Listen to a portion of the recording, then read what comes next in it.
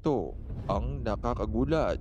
Tila gagawin na umano ng Administrasyong Marcos ang lahat ng kanilang makakaya upang pigilan ang nalalapit na malawakang rally na isasagawa ng INC sa buong bansa. Ito ngay ayon sa dating presidential spokesperson na si Attorney Harry Roque. May natanggap rin umanong mensahe si Harry Roque mula sa palasyo na tila mapipilitang magdeklara ng martial law ang Pangulo upang harangin ang naturang pagkilos. Ang rallyng ito ay nakabase upang protektahan ang Vice Presidente na si Sara Duterte laban sa mapang-abusong mga kongresista na patuloy na nanggigipit sa kanya sa pangunguna ng House Speaker na si Martin Romualdez. Tila maaari nga umanong magaya itong si Bongbong Marcos sa Pangulo ng South Korea na napatasik sa kanyang pwesto matapos na ito'y magdeklara rin ng martial law ng ilang oras lamang dahil tila mas nanaig ang panawagan ng taong bayan na tuluyan na itong mapaalis sa kanyang pwesto. Aminin man nila o hindi ay talagang talamak na ang nangyayaring korupsyon sa administrasyon ni Pangulong Bongbong Marcos at tila matataas na opisyal pa ng ating gobyerno ang siyang nangunguna dito na dahilan upang lalo lamang lumubog ang ekonomiya ng ating bansang Pilipinas. Kaya naman dahil nga sa balitang ito ay hindi na nga nakapagpigil pa ang ilan sa ating mga kababayan na maglabas ng kani-kanilang hinaing at komento sa mundo ng social media. Ayon nga sa kanila, kung maayos ang administrasyon ni Pangulong Bongbong Marcos, hindi magkakagulo ang bayan ng Pilipinas. Ang mahal ng mga bilihin at hinakot ang lahat ng pondo ng bayan. Hoping and praying na simula na ito sa pagpapaalis sa pamilya ni Marcos sa palasyo, kaya maghanda na si VP Sara na maging Pangulo. Tapusin na ang pagpapahirap sa taong bayan, bagsak na ang ekonomiya ng Pilipinas at walang pumapasok na foreign investors dahil sa korupsyon. At narito, panuorin pa natin ang buong video. Ilang araw na lang, isang linggo na lang, kulang isang linggo, ay magkakaroon na ng isa sa pinakamalaking pagtitipon sa kasaysayan ng Pilipinas. Ito nga yung tinawag na pagtitipon ng Iglesia ni Cristo. Unang-una, ito ay laban sa impeachment ni Inday Sara Duterte. Pangalawa, ang gusto nila ay kapayapaan sa gobyerno. No? At bagamat ito ay pinangungunahan ng Iglesia ni Cristo, sinabi na rin nila na lahat naman ay welcome na dumalo. Ang tanong, meron bang linalabag na batas o probisyon ng saligang batas ang kahit sinong simbahan na magtatawag ng ganitong pagtitipon? Well, dalawa po yung ating pag-uusapan dyan. No? Yung karapatan ng malayang pananalita na isang karapatan ng mga miyembro ng isang simbahan at saka yung simbahan mismo. Yung tinatawag na separation of church and state. Ito ba isang balakid para sa pagpaparali na tinatawag na isang simbahan? Well, sa unang punto, mukhang madali natin sagutin yan. No? Lahat tayo may karapatan ng malayang pananalita.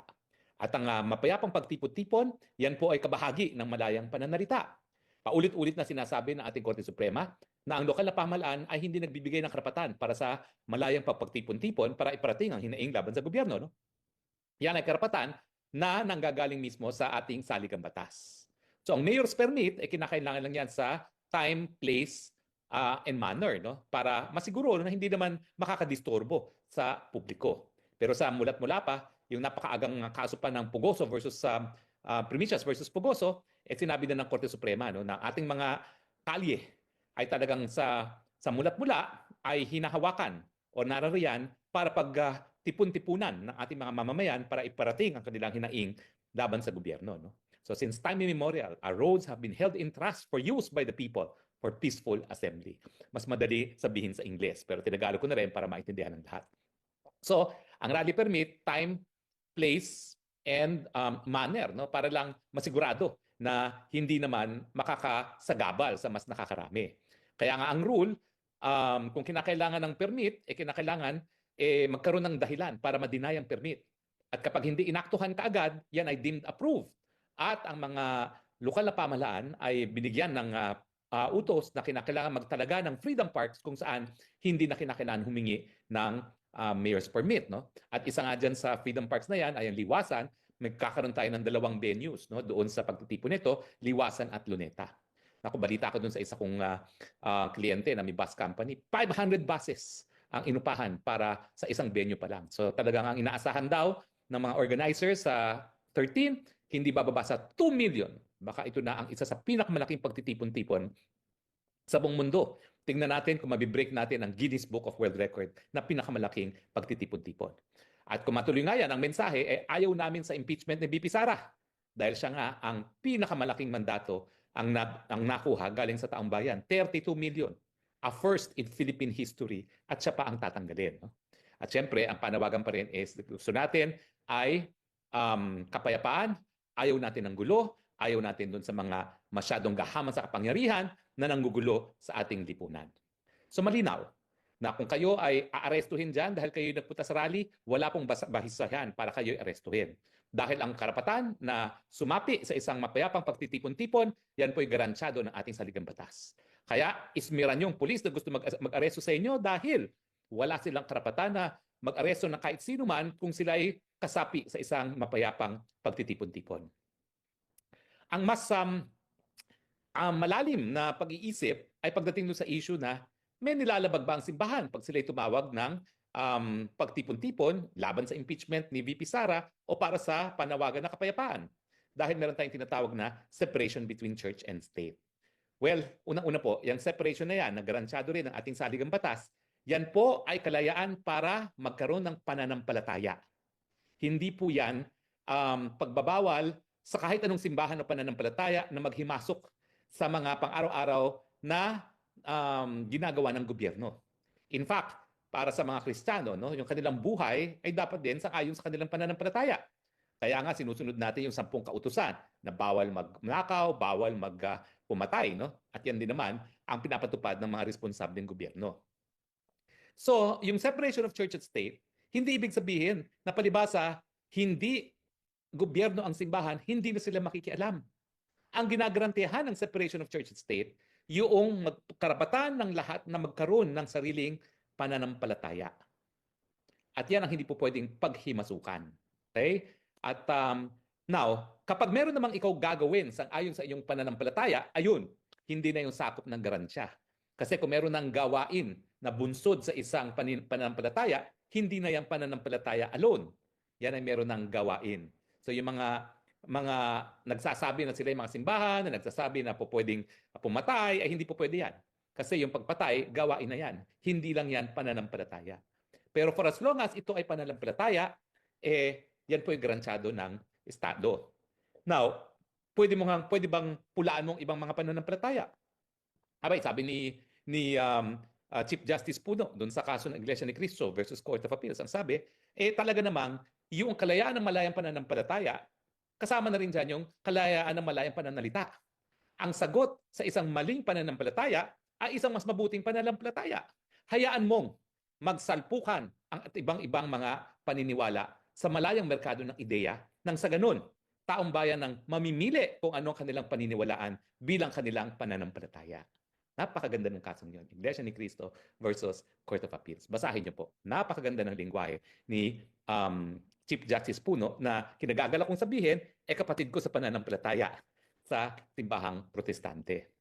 So, wala pong lalabagin ang Iglesia ni Cristo kapag sila ay nanawagan na magtipon-tipon ng taong bayan para protektahan ng Vice President at ang kalayaan.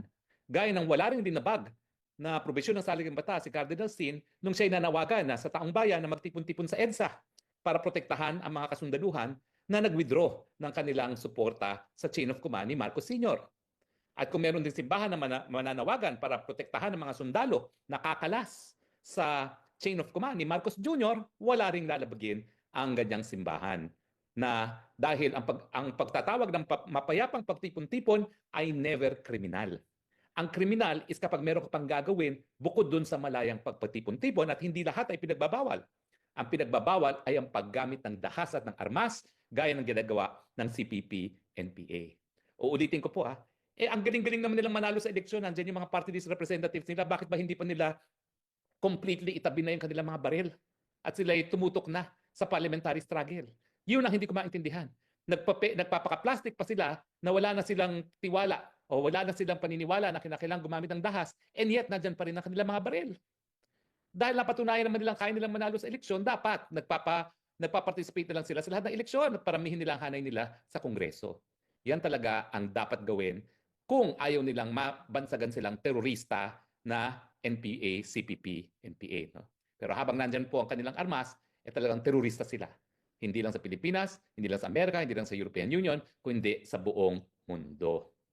So malinaw po yung pagtatawag ng simbahan, hindi po yan paglabag sa separation of church of state. Yan po ay paggampan sa kanilang gawain na magturo ng moralidad sa kanilang mga nananampalataya. Bakit moralidad? Kasi kapag ang gobyerno ay kurakot, kapag ang gobyerno ay ninakaw ang mandato ng taong bayan, kapag ang gobyerno pinagkakait ang mabuting kalusugan at binibigyan ng prioridad ang ayuda na kanilang ninanakaw ng mga politiko, yan po ay labag sa ating moralidad, labag sa ating pananampalataya, dahil sa pananampalataya ng lahat ng mabuting simbahan, hindi dapat kinukondena ang korupsyon, hindi dapat kinukondena ang pagkakait ng mga benepisyo sa mga mamamayan, lalo-lalo na kung narariyan naman yung mga pamamaraan para magbigay ng benepisyo. Ulitin ko po yung pinagkakait nila ngayon sa pamamagitan ng 2025 budget ay karapatan sa kalusugan, sa universal health care na ating sinulong.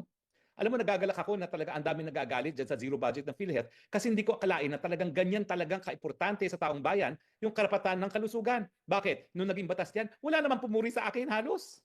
Halos di nga napansin yan dahil hindi na maintindihan ng taong bayan kung ano yung universal health care. Ang alam lang nila, akala nila yung PhilHealth medical insurance, hindi po.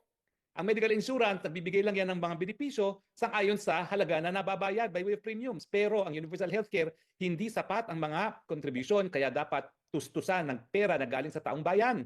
At yan yung ayaw nilang gastusan ngayon. Yung mahigit na 90 billion na dapat pangtustos ng gobyerno para magkaroon ng katuparan ng kalayaan, ng karapatan ng kalusugan, yan ang pinagkait sa zero budget ng PhilHealth na ibinigay para sa ayuda na kinukurakot ng mga politiko. So nagagalak po ako na nagagalit ang tao dahil dyan sa nangyari sa PhilHealth. Dahil nung pinasa ko naman yung universal healthcare, wala namang halos umimik. Katunayan, mantakin nyo, akong principal author ng universal healthcare. Di naman ako nanalo sa Senado, di ba? Hindi nila naintindihan kung ano yung universal healthcare. At ngayon, galit na galit sila ngayon. Nagagalak po ako. Huwag nyo po akong misunderstand. Nagagalak ako na nagagalit na ang Pilipino dahil ngayon, na-realize nila kung anong pinagkakait ng gobyerno. Yung karapatan na wala dapat Pilipinong mamatay dahil lamang sa kahirapan. Now, ako, hinihimo ko nga lahat ng mga simbahan. Dapat kayo ngayon, naninindigan dahil ito'y issue na ng moralidad. Mantakin nyo yung pera na para ikabuhay ng mga mahihirap, pinagkakait ng gobyerno. Yung pera para sa libreng tuition sa state universities and colleges, tinanggal sa budget ng 2025. Yung pera na para sana sa libreng tanghalian na isinulong ko rin sa Kongreso ng mga batang kulang sa timbang, binawasan. Tama ba yan? Di ba kung tayo Kristiyano, anong sabi sa ating Biblia nung Isaiah? Kinakailangan bilang Kristiyano, bigyan natin ng damit ang mga nakahubad, tirahan yung mga walang tirahan, at pagkain ng mga nagugutom. Yan yung pinagkakait ngayon ng gobyerno sa 2025 budget para lamang sa korupsyon ng mga congressman at senatong. Tingin ko, hindi lang dapat Iglesia ni Cristo manawagan ngayon ng pagtitipon-tipon. Lahat ng mga merong pananampalataya sa Panginoong Hesukristo, kahit anong simbahan pa yan, dapat manawagan na dahil immoral na ang nangyayari dito sa ating bayan. Tama ako o mali? Tama ba yan? Na hinahayaan nating magutom ang mga mahihirap para lamang ang pera mapunta doon sa bulsa ng mga kurakot na congressman at senatong, mga Quad Committee members na yan? Tama ba yan? At tignan nyo kung anong serbisyong ginagawa ng Quad Committee. Nagbibigay ba sila ng solusyon doon sa problema ng mataas na presyo ng bilihin, sa kawalan ng trabaho at sa kababaan ng sweldo? Anong solusyon ang naibigay ng Quad Committee dyan? Wala, puro pakulong. Di ba? Yan ba ang dapat paggastos, pamamaraan para paggastusan ng pera ng sambayanan samantalang ang daming nagugutom? Aba, nagkaroon na ng pag-aaral muli. Worst quality of life ang Pilipinas. Pinakamasama ang buhay sa Pilipinas. Magkano ngayon, Sos Mariosep, ang isang piraso ng kamatis? Hindi ko akalain ganun kamahal na ngayon. Ang green pepper, 1,000. Ano ba naman yan? Ang pinangako, 20 pesos kada kilo ng bigas, hindi 20 pesos kada piraso ng kamatis. Nako, lahat ng mga simbahan nananawagan ako, immoral na po ito. 20 pesos kada kilong bigas ang pangako, naging 20 pesos kada piraso ng kamatis. Kaya ako, ang mensahe ko po pagdating ng 13 ng Enero, sumama na po tayo sa Iglesia ni Cristo. At ako naman po, nagagalak na Iglesia ni Cristo, isang pananampalataya na tunay na Pilipino. May